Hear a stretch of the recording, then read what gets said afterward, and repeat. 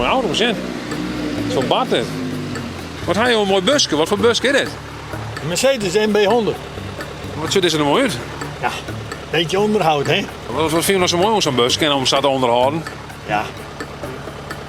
Ja, wat vind je er mooi aan om je vrouw te onderhouden? Je bent er verliefd, toch? Oh ja, prachtig, hè? Je kan een mooie vakantie. Ja, hier geef ik een mooie vakantie. Mooi rond en dan kun je dan die bank kun je opklappen en dan kun je hem sliepen. Dat doe je de tafel om neer. Nou, die zit zo'n klikje aan, dan doe je de tafel om neer. Pak je de achterste rugleuning erop. Heeft een bed van 1,60 bij 2,10 meter of zo. Hé joh, wat wil je nou nog meer, man? Het leven is één groot feest. En je wordt in een cel waar we door een flessen wien. Ja, nou ben je weer leeg.